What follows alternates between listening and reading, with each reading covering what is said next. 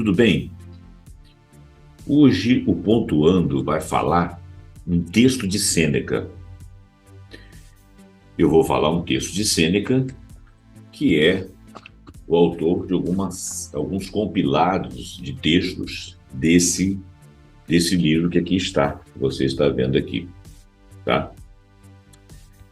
Muito bem. O Sêneca, aqui tem um prefácio do Clóvis de Barros Filho, que é um filósofo brasileiro muito conhecido, e ele fala assim: para Sêneca, um homem rico é reconciliado com o mundo, feliz com o que tem, com o que faz, com o que é, mesmo não tendo quase nada. Esse é um homem rico. Olha bem. Em contrapartida, o homem pobre nunca está satisfeito com o que já é seu. Ainda que tenha muito, busca sempre mais. Este é o homem pobre. Vincula sua felicidade a ter as coisas que lhe faltam e, assim, passa a vida enchendo obstinadamente um saco sem fundo. Quem vive em função de sentir prazer sentirá o vazio de sua escolha. O prazer desaparece tão logo surge. Habituar-se ao prazer gera dependência e, portanto, escraviza. É o caso, inclusive, da própria droga, né? Muitas outras coisas trabalham semelhantemente às drogas. A vida feliz, para Sêneca e na interpretação de Clóvis de Barros Filho, é obra de Sêneca. Então, todas essas interpretações que estão aqui dentro, segundo viu Clóvis de Barros Filho, é obra dele. Sêneca, filósofo estoico, nascido em Córdoba, advogado, escritor e senador. Olha bem, eu vou ler um dos textos aqui, depois, mais ouvidoramente, vou sempre ler um texto ou outro aí, porque ele serve de reflexão para mim e eu quero ver se ele serve de reflexão para nós todos. E por que eu estou com essa instrução de fazer essas leituras? É porque eu sinto que os tempos de hoje estão muito difíceis. E um dos textos aqui, ele fala que a filosofia é a mãe do pensamento. É a forma mais interessante e inteligente de nós vivermos observando a vida. Ou seja, quando você filosofa, mas eu vou deixar esse texto mais para frente, eu vou ler um outro texto aqui. Mas antes disso, me dá licença de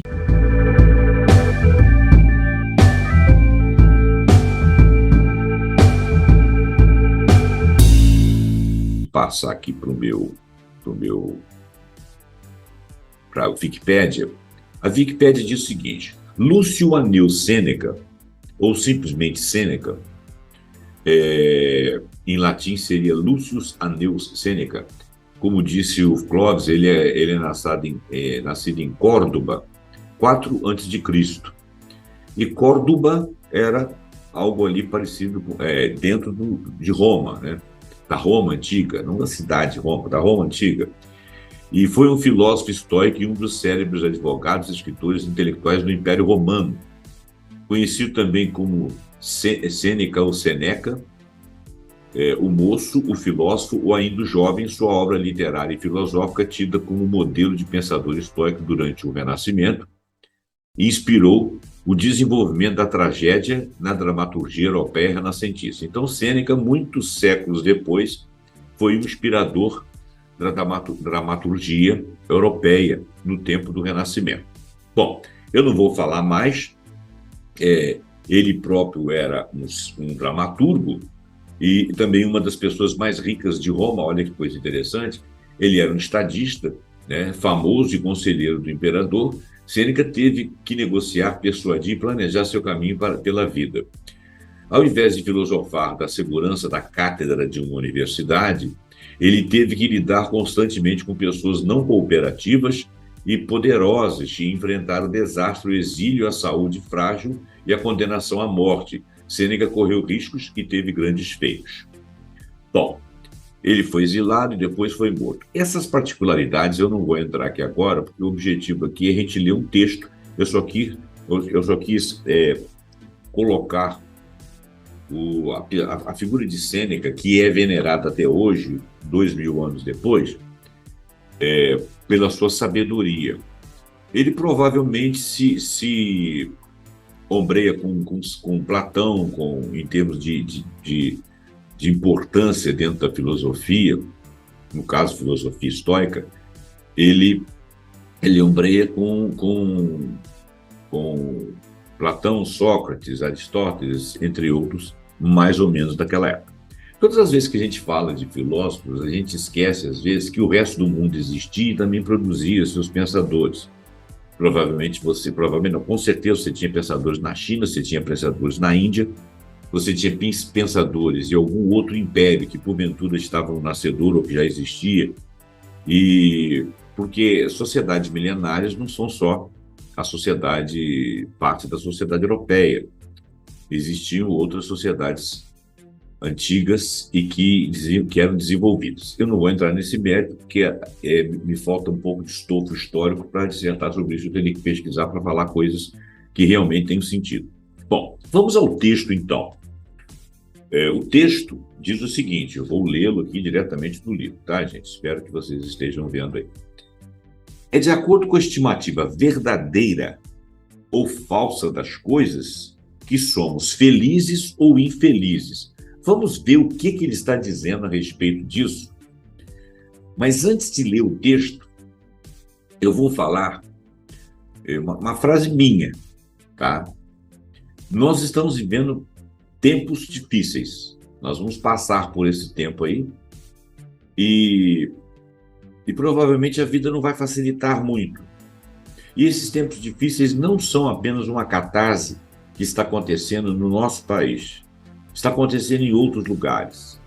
Os lugares que estão muito prósperos, em que as pessoas podem ter gozo da vida e viver ultimando fatos corriqueiros, fatos cotidianos, que tenham solução nas mãos deles e nos seus congêneres, nos seus colegas, nos seus amigos e até dos seus inimigos, adversários.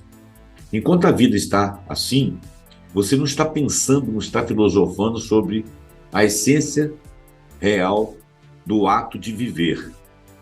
E nós vivemos como se fôssemos eternos.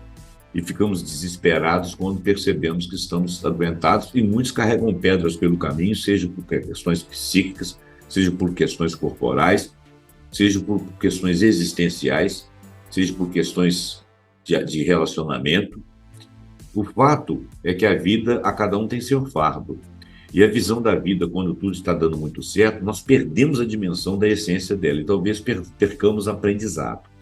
No momento atual, a gente crê em certas coisas e descrê completamente em outras. Por quê? Porque parece que existe uma instrução no mundo, e essa instrução é intencional, de que a gente viva polarizado entre ou A ou é B. A gente não consegue ver o matiz e o matiz entre as duas coisas. E o momento em que nós estamos vivos, a mente que nós temos, é uma mente na substância corpórea. Eu acredito que somos espíritos em corpo, né? Claro que existe algo que une esse espírito ao nosso corpo, e o nosso espírito ele deve ter muitas capacidades que não são desenvolvidas, mas mesmo essas capacidades são obnubladas pela nossa existência corporal. No corpo, nós vivemos o concreto, aquilo que se toca, que se tem a ilusão de substância. Então, certo e errado, preto, branco, vermelho, verde, são dicotomias que muitos raciocinam apenas com essa dicotomia. E para você avivar o espírito, você precisa de ver, isso é um entendimento meu, você precisa de ver os matizes que existem entre o certo e o errado, entre o branco e o preto, entre o alto e o baixo. Ou seja, você tem que ter uma mente que seja capaz de discutir o que você pensa, os contrários e os intermediários entre o que você pensa e o contrário. Porque isso tudo é a vida. Isso é assim nas questões religiosas, isso é assim nas questões de relacionamento, isso é assim nas questões econômicas, isso é assim nas questões sociais. Isso sempre é assim. Na vida de cada um isso perfunde mais. Uns têm uma mente mais filosófica, outros têm uma mente mais prática. A mente prática, ela não exclui você e, em certos momentos, parar e olhar a vida. Você pode até olhar a vida de uma maneira mais prática. Mas mesmo quando você tem uma mente prática e pragmática, você pode filosofar. Eu, Zé Roberto Abramo, acho importante você filosofar.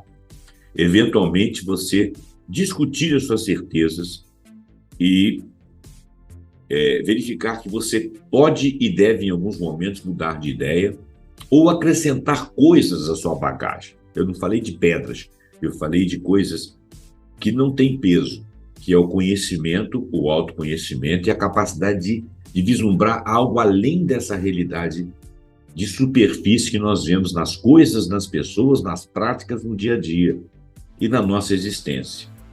Nossa existência, ela tem tudo para ser rica. Ela não precisa de ser pobre. Vamos ao texto, então. Quantas coisas há que a fantasia torna terríveis à noite, que de dia torna ridículas? Veja bem, a impressão que você tem de certas coisas à noite e a mesma impressão que você tem daquelas coisas de dia. O que há no trabalho ou na morte que um homem deve temer? Eles são muito mais leves na ação do que em contemplação. E podemos desprezá-los, mas não o faremos. De modo que não é porque são duros que os tememos, mas eles são duros porque primeiro temos medo deles. Dores e outras violências do destino são para nós a mesma coisa que os goblins, algum brinquedo de criança daquela época que eu não saberia traduzir. O que os goblins são para crianças. Nós somos mais temerosos delas do que feridos por elas. Assumimos nossas opiniões com base na confiança e erramos pela ação, ainda julgando ser melhor do que a maioria dos nossos concorrentes possuem. Fazemos um cálculo falso das coisas porque aconselhamos com uma opinião e não de acordo com a natureza. Isso é muito próprio da época atual. Parece que sempre foi assim. A gente ouve a opinião de terceiros que a gente crê e esquece objetivamente de perceber quais são os fatos relacionados àquilo que nos dariam a certeza e não a opinião de terceiros. O fato é a natureza real da coisa, do acontecimento, do evento. A opinião de terceiros pode não ser uma visão correta. Às vezes pode até ser, mas não necessariamente. E isso nos leva a uma estima mais elevada pelas riquezas. No nosso julgamento, nós estimamos mais a riqueza, a honra, o poder, do que efetivamente essas coisas valem. Fomos acostumados a admirar e a recomendar, e o erro pessoal rapidamente se torna público. Você recomenda isso, você faz tudo por isso, e de repente você erra e isso tudo se torna público. As coisas maiores e menores são igualmente difíceis de entender. Consideramos muitas coisas grandes por falta de compreensão do que elas efetivamente são. E consideramos outras coisas como pequenas que frequentemente achamos serem de mais alto valor. Coisas vãs só afetam as mentes vãs. Isso é muito importante. Quando você acha que uma determinada roupa é muito importante para uma determinada festa, em que essa festa vai te dar apenas um poder pessoal, uma posição social, e que você acha aquilo muito importante na engrenagem sua atual. Eu não estou tirando importância de pequenas coisas. Eu estou dizendo da importância que nós damos efetivamente, dentro da nossa capacidade de existir, aquela coisa que não faz parte do existir, é um adereço. Pode até ser principal, você tem que saber avaliar. Se for uma questão profissional, se for uma questão de localização, muitas vezes. Mas aquilo ali não tem uma importância intrínseca. Aquilo não deve ensejar algo no nosso espírito, como se a roupa fosse mais importante que o corpo e, por sua vez, mais importante que a existência. É isso que eu estou avaliando aqui. Coisas vãs só afetam as mentes vãs.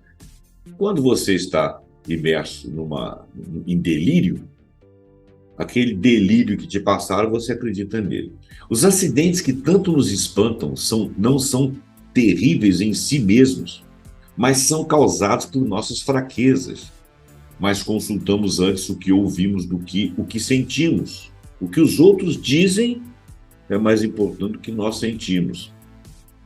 Sem examinar, opor-nos ou discutirmos as coisas que tememos. Ele está quase dizendo aqui que se você tem que conhecer seus fundamentos a si próprio, talvez até nos termos atuais, até com um analista, um terapeuta, um psicólogo, um amigo, um clérigo. Algumas pessoas conversavam antigamente com os padres, com os pastores, e dependendo do nível de teor de conhecimento, sem dogma daquela pessoa, ela conseguia te ajudar. De modo que ou ficamos paralisados e trememos, ou então corremos diretamente para eles, como fizeram aquelas tropas que, ao ver levantar a poeira, confundiram o rebanho de ovelhas com o inimigo, e saíram correndo e era apenas um rebanho de ovelhas. Ele está localizando aqui a nossa ilusão a respeito da realidade sem conhecimento da nossa realidade própria, a realidade dos fatos. Tá? Quando o corpo e a mente estão intercorrompidos, não é de se admirar que todas as coisas se mostrem intoleráveis, e não porque o sejam de verdade, mas porque somos dissolutos e tolos, pois somos apaixonados a tal ponto que, entre a loucura comum dos homens e aquela que cai sob os cuidados de um médico, existe apenas esta diferença. Uma decorre de uma doença e a outra decorre de uma falsa opinião. Muitas vezes nós cometemos loucura sendo sãos, porque vamos atrás dos costumes, das opiniões. Isso está acontecendo atualmente. Será que nós sabemos avaliar a vida que estamos vivendo, o mundo de uma maneira geral, as coisas que estão acontecendo no nosso dia a dia, com relação a muitas coisas? Eu vou ser genérico aqui, senão o vídeo vai ficar muito grande. Os estoicos afirmavam que todos os tormentos que comumente extraem de nós gemidos e ejaculações são em si mesmos triviais e desprezíveis. É verdade. Quantas vezes na minha vida eu não estive me reportando a sentimentos em que eu fiquei muito agastado no passado e que hoje não fariam qualquer diferença para mim, embora eu substancialmente não esteja em outra posição da vida tão diferente quanto daquela época. Tá certo? Mas, à parte essas expressões extravagantes, que ele coloca entre parênteses assim, por mais verdadeiras que sejam, vamos discorrer sobre o assunto no nível dos homens comuns e não nos tornar triste antes do tempo, antes do nosso tempo.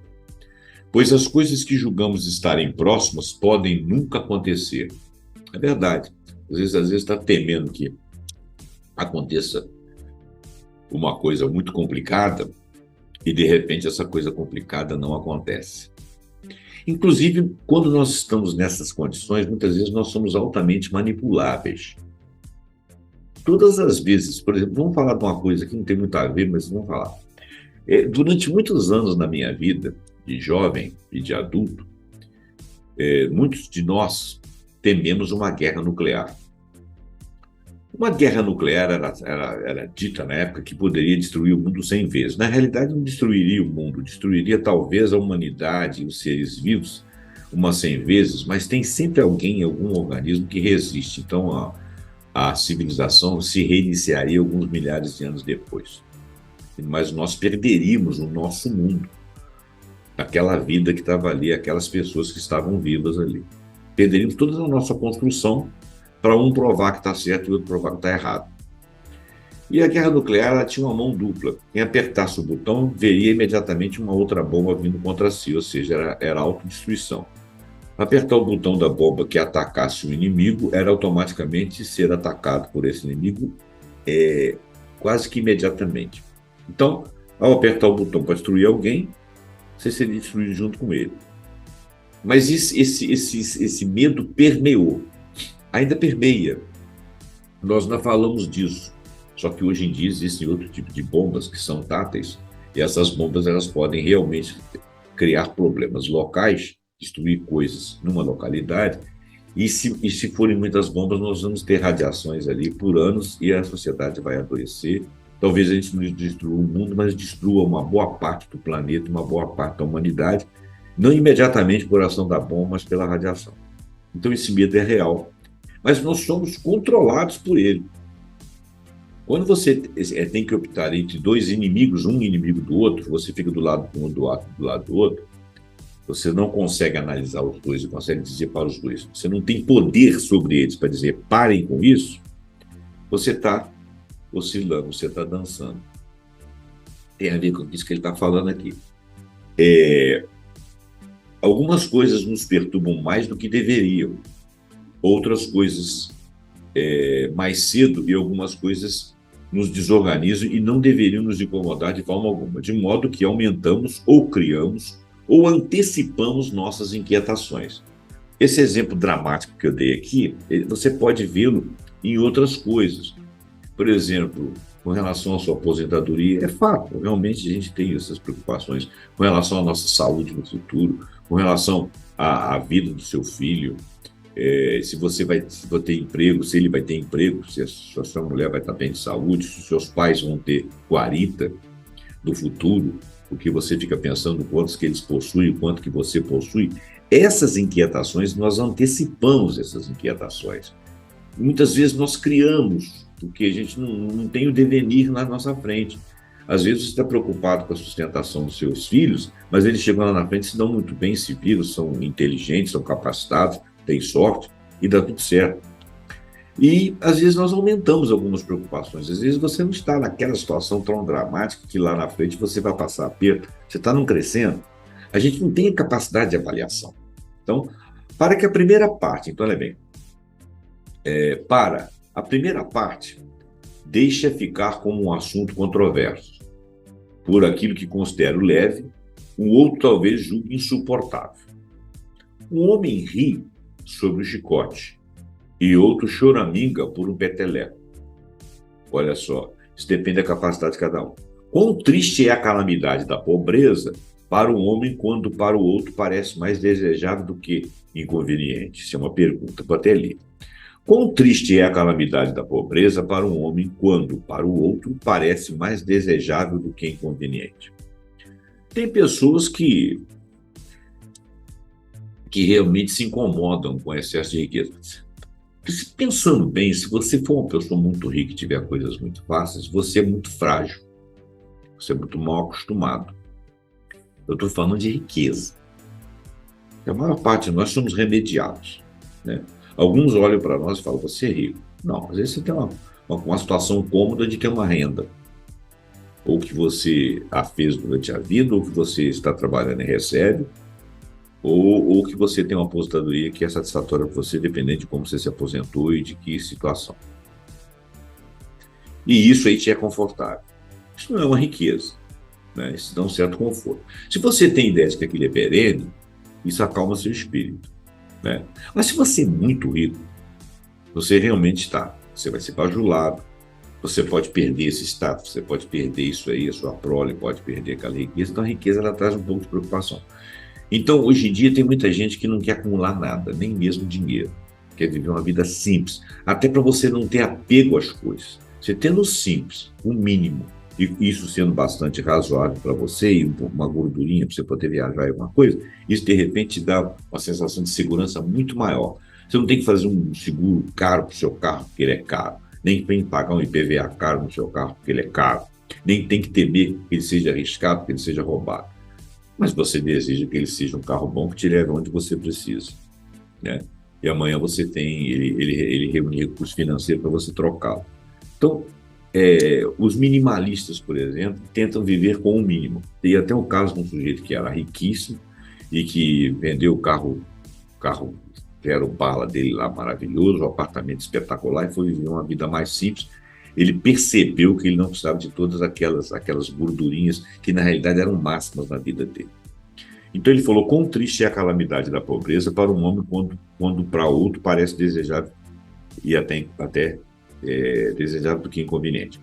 Porque o pobre que não tem nada a perder, nada tem a temer, e aquele que quiser se divertir para a satisfação de sua alma, deve ser realmente pobre, ou pelo menos parece que sim, ou parecer que sim. Isso eu li mal, hein? Vamos ler outra vez. Pois, depois da pergunta, ele diz: pois, o pobre que não tem nada a temer, a perder, nada tem a temer, é aquele que quiser se divertir para a satisfação da sua alma, deve ser realmente pobre, ou pelo menos parecer assim. Algumas pessoas estão extremamente abatidas com doenças e dores, ao passo que Epicuro, que era um filósofo antigo, abençoou seu destino com seu último suspiro nos tormentos mais agudos da dor causada pela pedra. Isso tem um sentido figurado e algum sentido histórico que nos falta, que teríamos que pesquisar. Mas aqui deu para entender que Epicuro ele abandonou o seu destino, no seu último suspiro, com dores lancinantes, né? E parece que ele conviveu bem com isso. Assim, o Sêneca ele era estoico. O estoicismo é viver a mal-aventurança com o espírito de aceitação, de recepção e de percepção. Tá? É claro que você não tem que optar por ser estoico, principalmente num mundo como o de hoje. Mas você pode raciocinar com algum estoicismo, que também faz parte da vida. Né? Não que você não lute para sair de uma pobreza, claro que se ela for extrema, você está em grandes dificuldades, mas de alguma pobreza relativa, que você chegue a uma certa estabilidade, mas que a gente aceite a nossa condição. Eu não estou dizendo isso que eu faço, nem estou aconselhando ninguém, eu seria hipócrita. O que eu estou dizendo é o que ele está dizendo para nós todos, eu incluso, raciocinarmos. Tá? Assim como o banimento, ele, por exemplo, foi banido, que para um homem é tão doloroso e para o outro não é mais do que uma simples mudança de lugar. Uma coisa que fazemos todos os dias pela nossa saúde, por prazer, digo, e por conta até mesmo de negócios corriqueiros. Banimento é você ser expulso da sua terra e não poder voltar. Tem muita gente, por exemplo, que gostaria de viver em outro lugar. Mas, se ele for banido e obrigado a ir para lá, ainda que ele venha a gostar, ele vai ficar com saudosismo e pensa assim: pô, será que eu não posso mais visitar minha terra? O banimento é realmente um sofrimento.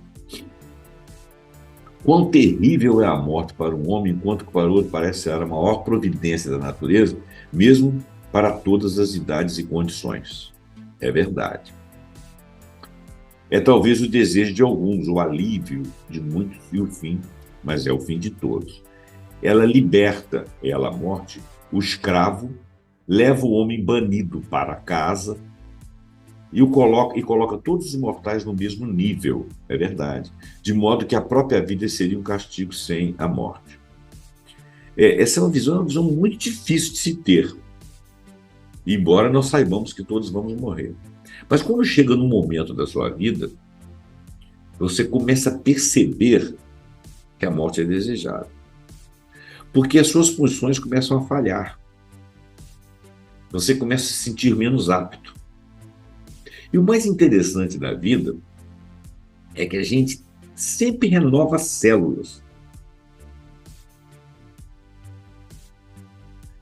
Biologicamente, nós renovamos o nosso corpo, todas as células do nosso corpo, de 7 em 7 anos, por isso que eles estão chamados setênios. Só que nesses setênios, o determinismo da vida diz o seguinte, que você mudou de etapa.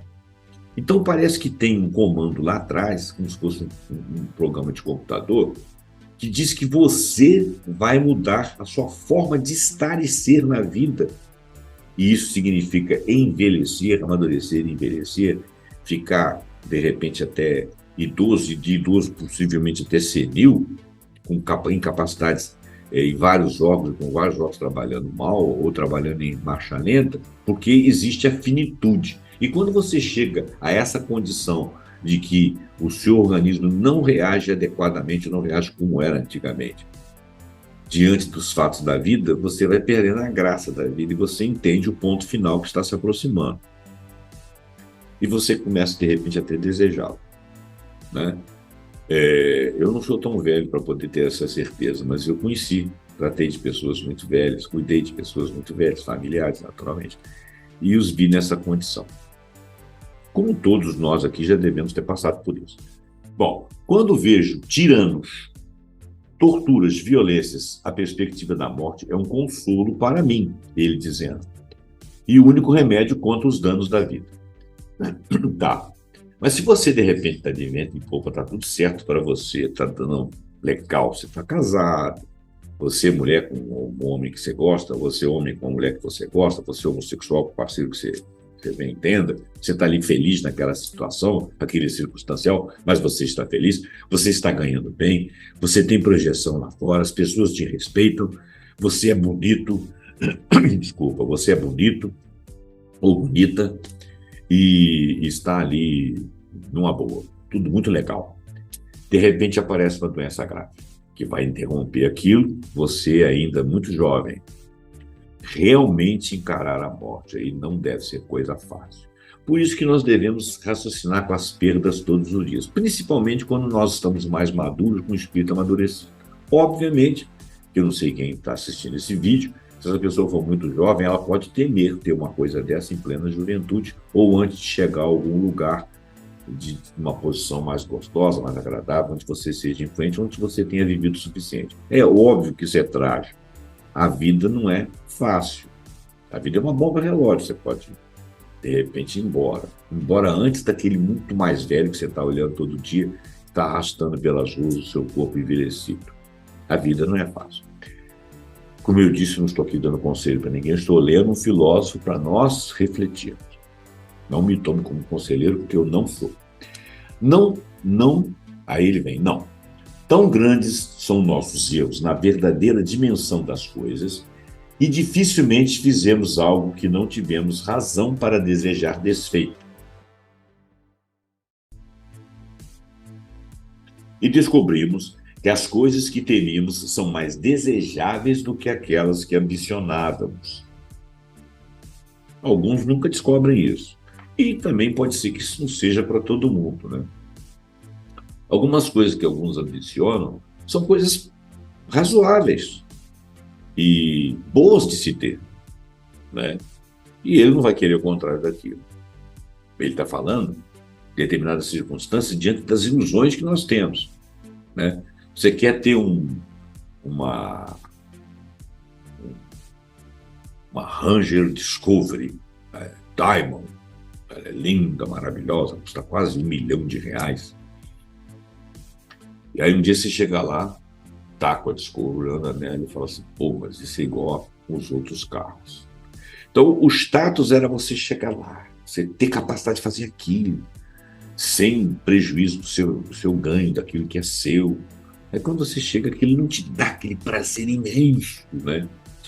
É igual quando às vezes uma pessoa é casada com uma outra muito bonita. No caso, eu sou homem, vou citar. Vamos dizer, você, o jovem, né, de repente, casado com uma mulher maravilhosa. Aí você casa com uma mulher linda, nos mínimos detalhes, ela é maravilhosa. Aí você vai descobrir que ele é um ser humano. Você vai ter problemas com ela, vai viver bem, às vezes vai dar certo, às vezes não vai dar errado.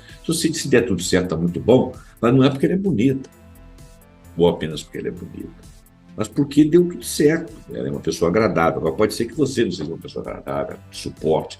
Pode ser que ela não seja uma pessoa agradável, de suporte. Pode ser que vocês sejam duas pessoas agradáveis, mas vocês não têm um jeito de conviver.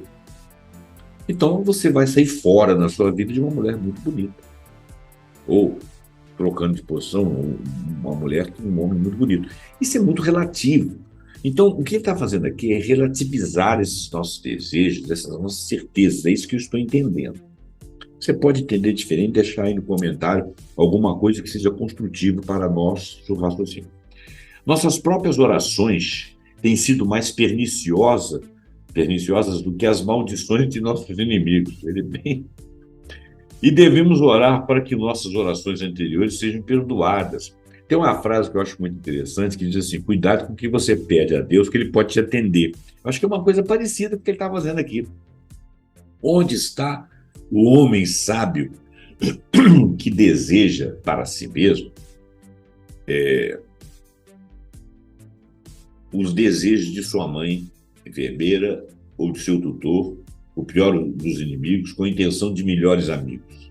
Essa frase é difícil, vamos ver. Onde está o homem sábio que deseja para si mesmo os desejos de sua mãe? Porque sua mãe é preocupada com você, ela de fato quer coisas boas para você. A enfermeira que cuida de você, ou o tutor que te guia, que te ajuda, que segura, o pior dos inimigos, com a intenção dos melhores amigos, né? Qual é o homem sábio?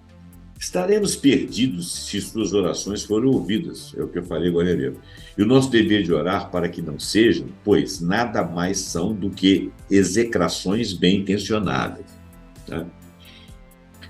Elas formam o mal pelo bem, elas tomam o mal pelo bem, e o desejo luta contra outro. Dá-me antes o desprezo por todas aquelas coisas que eles me desejam em grande abundância. Somos igualmente magoados por alguns que oram por nós e por outros que nos amaldiçoam. É verdade. Muitas vezes nossos amigos nos desagradam, nossos parentes nos desagradam. E são pessoas que oram pela gente, que gostam da gente, mas elas têm defeitos. E como tal, elas desejam e fazem coisas a nós que não são boas para nós. Quantas vezes, por exemplo, uma mãe não preferia que a filha casasse com um cara porque ele tinha uma determinada situação, mas aquele ali era a pior relação que ela podia ter na vida. E ela está lá orando por aquela filha, sem que ela saiba, desejando o pior para ela. Porque nós somos iludidos. Nós vemos só a superfície das coisas. Nós somos imediatistas. Somos igualmente magoados por alguns que oram por nós e por outros que nos amaldiçoam. Às vezes, alguns nos amaldiçoam, quer dizer, não nos querem bem e não fazem tão mal a gente quanto aqueles que nos amam. Uns imprimem em nós um falso medo, que é o caso que eu citei da mãe aí, e outros nos prejudicam por engano. Tem gente que acha que você é assim, assim, assado, e começa a implicar com você. E às vezes ela não é má pessoa.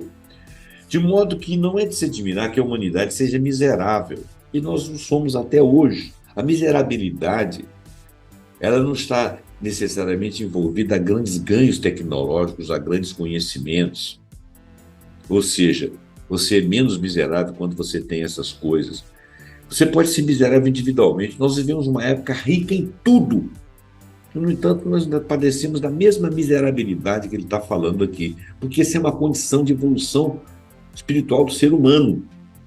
Por isso que é importante filosofar, jogar uma coisa, uma ideia contra outra ideia, tentar entender a posição daqueles que pensam diametralmente oposto de você, não para aceitar necessariamente, mas para relativizar as suas certezas. Isso é importante. Não é se admirar que a humanidade seja miserável. Quando nós somos criados desde o berço sob imprecações de nossos pais. Imprecações, né? Quer dizer, coisas que nos dizem para fazer e tal. Oramos por ninharias, é verdade. Sem sequer pensar nas maiores bênçãos. E muitas vezes nos envergonhamos de pedir a Deus o que deveríamos nos envergonhar de ter perante o nosso próximo. Muitas vezes nós nos envergonhamos de pedir a Deus alguma coisa real, razoável, o que deveríamos nos envergonhar de ter perante nosso próximo. Eu vou dar um exemplo. Você está vendo a miséria de determinadas pessoas e você está sentindo que os tempos são bicudos. E nesse momento você está gastando dinheiro, por exemplo, comprando a tal Ranger Diamond, que custa lá quase 1 milhão. E falta pouco para você conseguir, aí você começa a reunir a sua fé. Não precisa estar ajoelhado rezando a Deus, mas você está torcendo por si, rezando, mobilizando sua fé por aqui. E não está percebendo que o que você vai investir naquilo poderia alimentar muitas pessoas que você convive com elas e poderia tirá-las da alvura. Aí você pode pensar assim, mas eu não tenho nada com isso. Tá, você não tem nada com isso. Mas aquele dinheiro vai ser jogado fora. Aquele carro, ele é só um carro. Eu não estou falando para você fazer isso, não sei nem se eu consigo fazer, mas é o teor do que ele está falando aqui. Talvez nós devêssemos envergonhar de pedir a Deus umas mixarias, de sofrer por elas, enquanto outros estão às vezes, mais felizes do que nós, vivendo agruras muito intensas.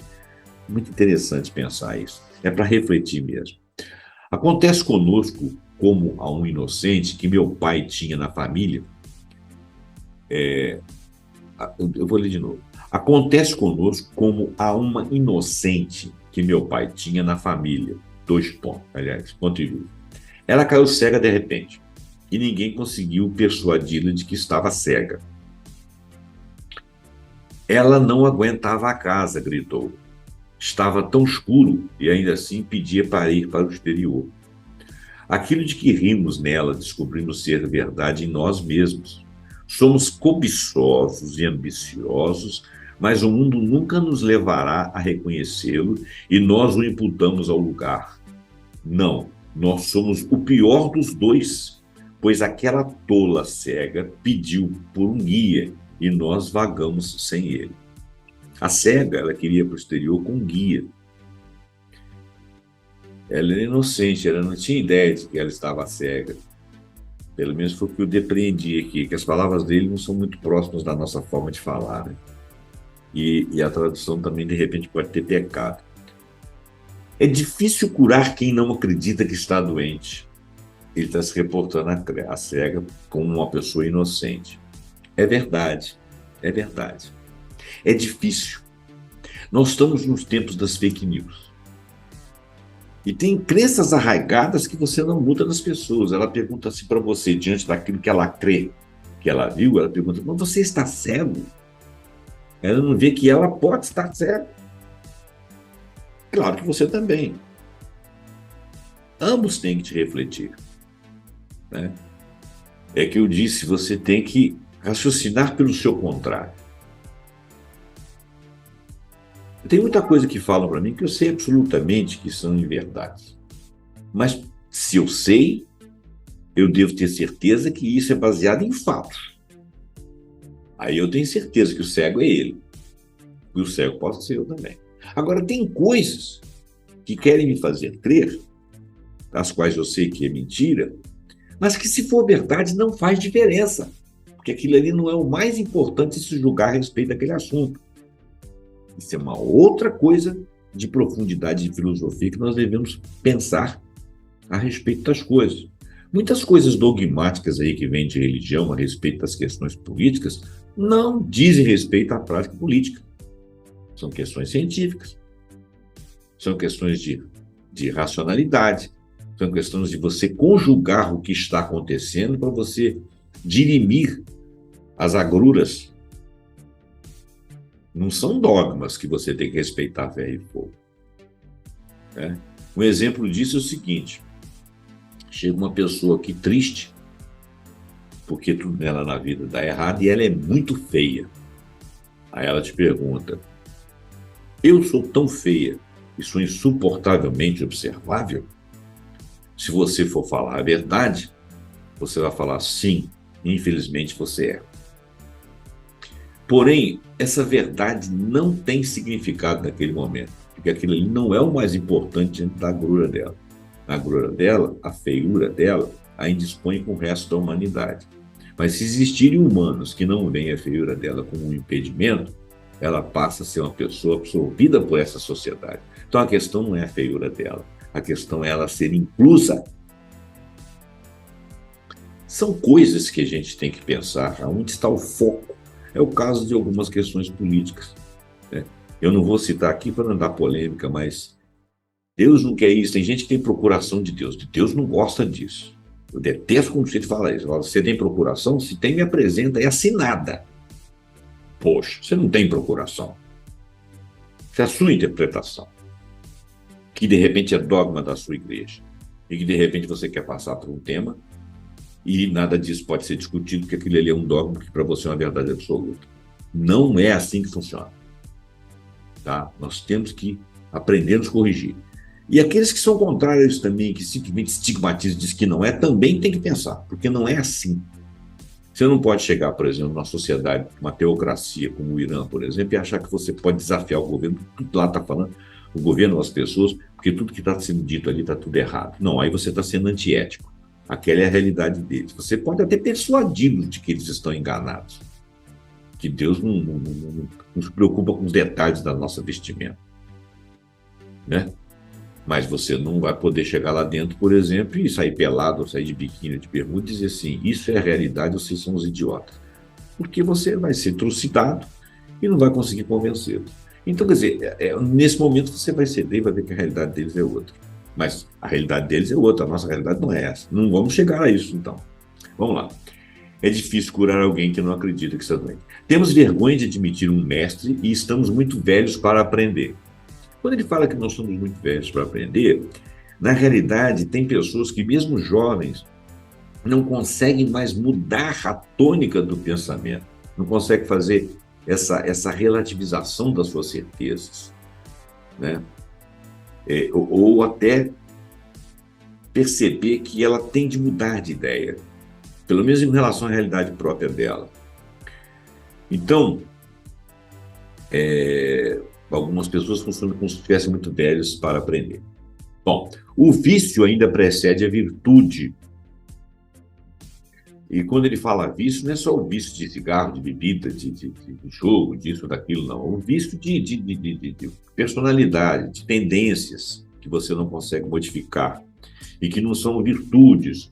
Tem muita gente que fala assim, eu sou muito velho para mudar isso. Não sei por quê. Se isso que você faz prejudica a terceiros, por conseguinte, a você, eu acho que com 99,9 do ano você pode mudar sim. O vício ainda precede a virtude. De modo que temos 2 trabalhos a fazer, 2 pontos.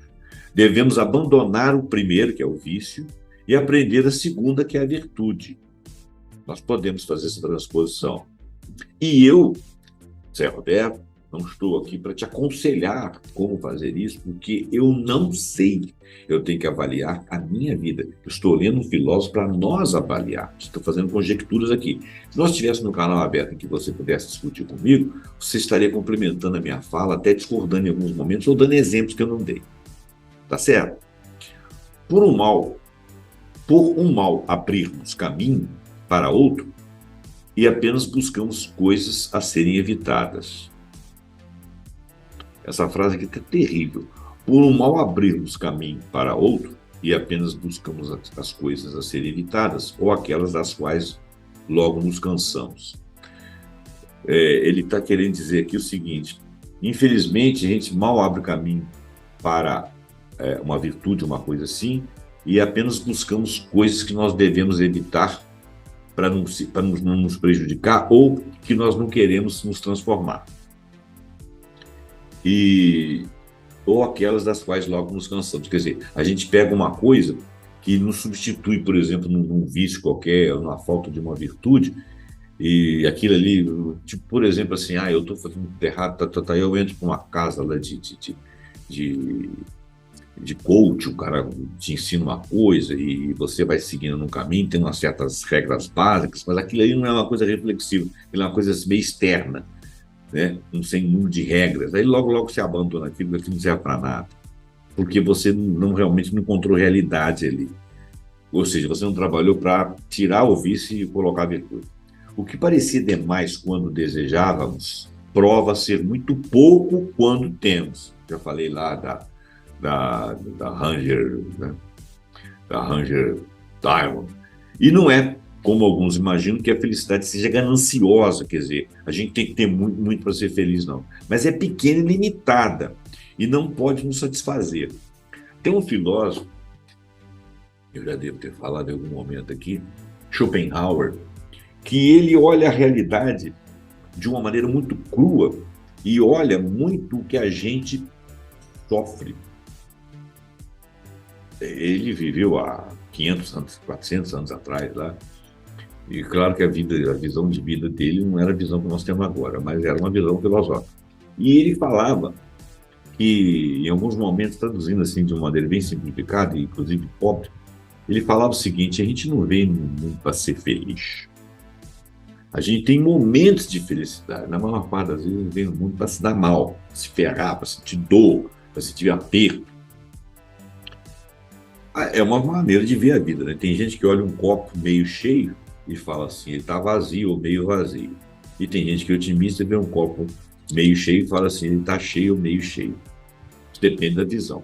Mas como ele era um camarada que não estava preocupado em falar de tristezas e sim de chamar a visão da realidade, muitas coisas que ele fala são verdadeiras, são certas. Você passa na vida passando uma série de agruras, né?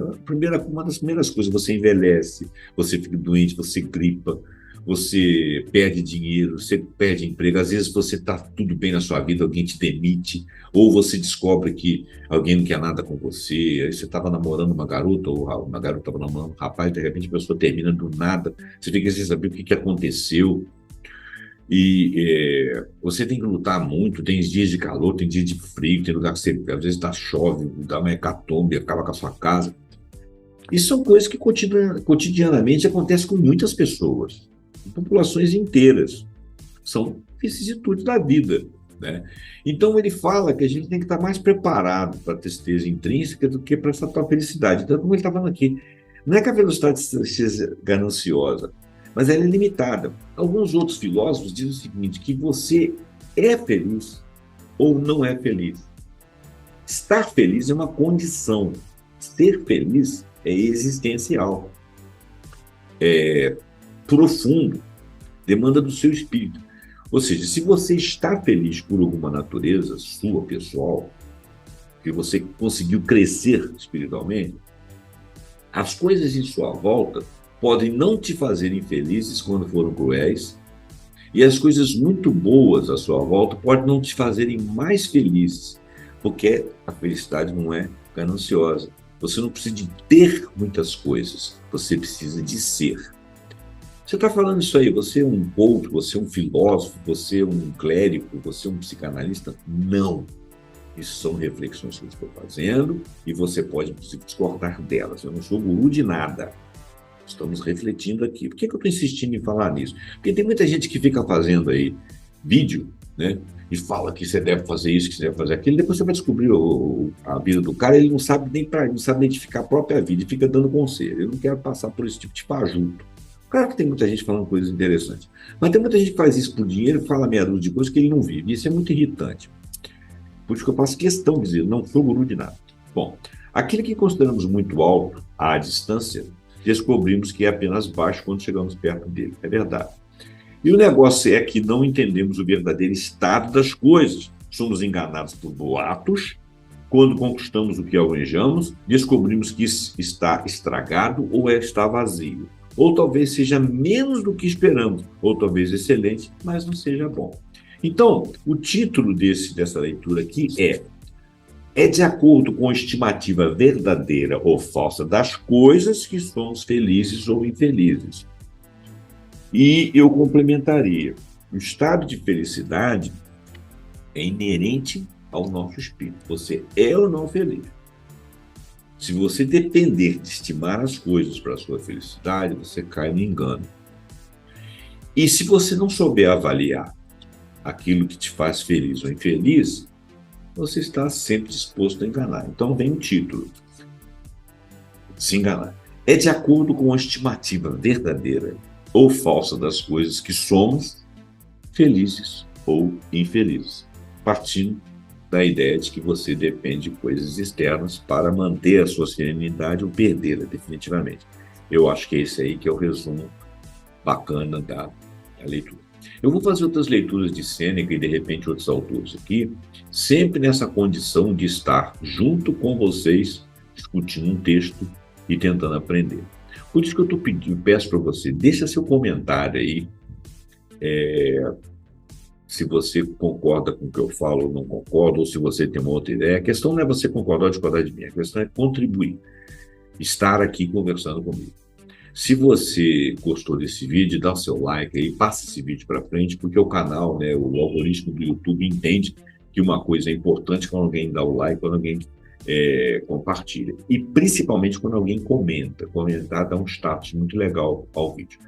Então, o Pontuando fica por aqui. Muito obrigado pela sua atenção. Desculpa os erros aí, as tossas e a meu pigarro aqui, que eu saí de uma gripinha aí, ainda estou com uns resquícios de gripe.